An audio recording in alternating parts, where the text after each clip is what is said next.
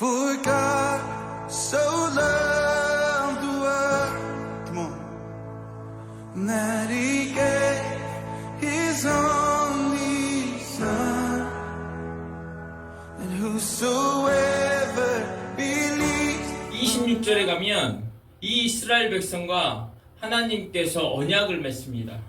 모세를 통하여 이렇게 말씀하세요. 내 말에 청종하고 의를 행하고 계명에 귀를 기울이고 모든 규례를 지키면 나는 너희를 치료하는 하나님이 됨이라 라고 말씀하세요.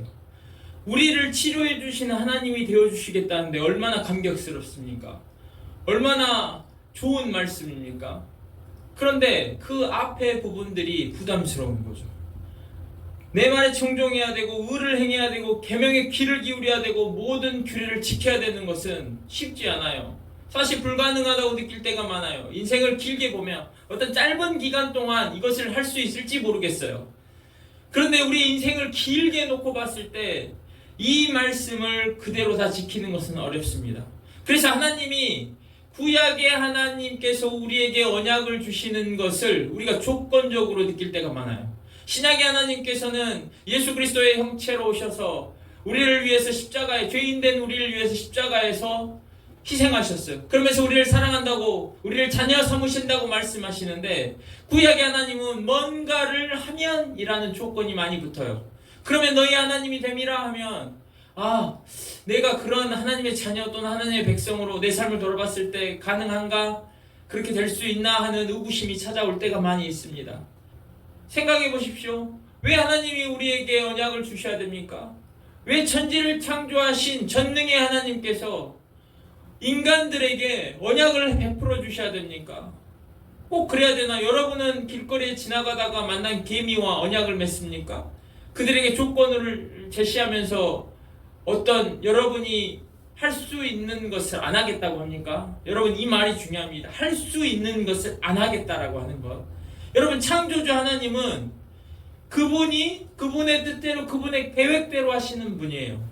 심지어 예수님께서 십자가에 돌아가실 때도 그 십자가에 가시면서 내 뜻대로 하지 마시고 아버지의 뜻대로 라고 말씀하셨어요. 즉 하나님 아버지께서 그분의 뜻대로 그분의 계획대로 하셔도 되는 거예요. 그렇게 하실 겁니다. 그런데 그렇게 하시는 과정에서 우리와 언약을 맺는다는 것은 생각해보면 왜 그분이 우리와 언약을 맺어야 되느냐? 반드시 우리가 무엇을 지불했습니까? 우리가 계약을 맺을 만한 상대 파트너가 됩니까? 우리가 그만한 노력과 그만한 희생을 우리가 제시했습니까? 우리가 그만한 값을 지불했습니까? 우리가 그만한 값을 지불하지 못했죠. 그런데 우리와 계약을 맺어주시는 거예요. 우리에게 언약을 주시는 것은 사실은 하나님이 창조주라는 걸 생각하면 그분의 뜻대로, 즉 그분의 마음 내키는 대로 그분의 기분에 따라서 얼마든지 하셔도 우리가 뭐라고 할 수 없어요. 하나님 왜 그렇게 하셨습니까? 우리가 하나님에게 그렇게 말하기 어려워요. 그렇게 말할 수 없는 존재예요. 하나님 우리의 찬양과 경배와 찬미를 받으시는 분이지 우리가 하나님에게 따져서 왜 이걸 안 하셨습니까? 할 수 있는 존재들이 아니에요. 그런데 구약의 하나님께서 주시는 조건들은 사실은 무슨 의미냐면 하나님이 하나님 전능자로서 그분의 뜻대로 마음대로 기분에 따라서 언제든지 얼마든지 하실 수 있는 분임에도 불구하고 그분의 기분대로 그분의 마음대로 하시지 않겠다는 자기 제한의 선언과 같아요. 생각해 보십시오. 내가 이만한 능력이 있어서 얼마든지 이렇게 할 수 있는데 상대방 때문에, 그것도 우리와 같은 죄인들 때문에 이렇게 하지 않겠다. 내가 너희를 이스라엘 백성을 끌어냈는데 지금 이들이 원망한다고 해서 너희는 안 되겠어, 다음 세대 다른 민족에게 하겠어 하고 그들을 바로 이렇게 쓸어버리지 않으시겠다는 거예요. 얼마든지 조건을 주시는 것은 그 조건에 부합하도록 또 기회를 주실 수 있다는 것을 이야기해요. 그리고 우리는 그 언약에 따라서 하나님에게 담대히 또한 나아갈 수 있는 그러한 위치를 갖게 되는 거예요. 그러니 하나님과 우리의 차이를 생각했을 때 하나님께서 스스로의 능력을, 스스로의 힘을 제한하시는 거라니까요. 우리 때문에 고작 그 하나님을 금방 잊어버리고 원망하는 그 사람들, 그 이스라엘 백성들을 위해서 지금 그 마라의 쓴물을 고쳐주신 후에 내가 내 뜻대로 내 마음대로 너희들이 원망한다고 해서 한 번에 쓸어버리지 않고 이러이러한 약속을 맺자. 내가 내 마음대로 하지 않겠다.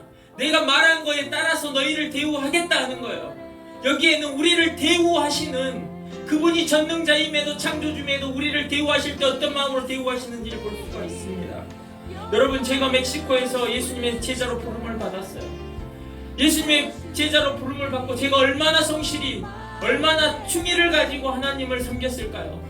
지금까지 단 한 번도 하나님을 실망시킨 적이 없었을까요? 아닙니다. 수도 없이 하나님을 실망시켰어요. 내가 예수 그리스도의 제자로 부름을 받았으나 내가 내 삶을 돌아보면 너무너무 부족함이 많았고 너무너무 하나님을 실망시킨 적이 많았던 것 같아요. 그런데 제가 다놓고 이야기할 수 있는 것은 그 나를 부르신 하나님께서 나를 단 한 번도 내가 너를 제자로 불렀다 한 이후에 내가 부족함에도 불구하고 단 한 번도 나를 함부로 대하신 적이 없습니다. 그분이 단 한 번도 나를 함부로 대하시지 않으셨어요. To you, my Lord.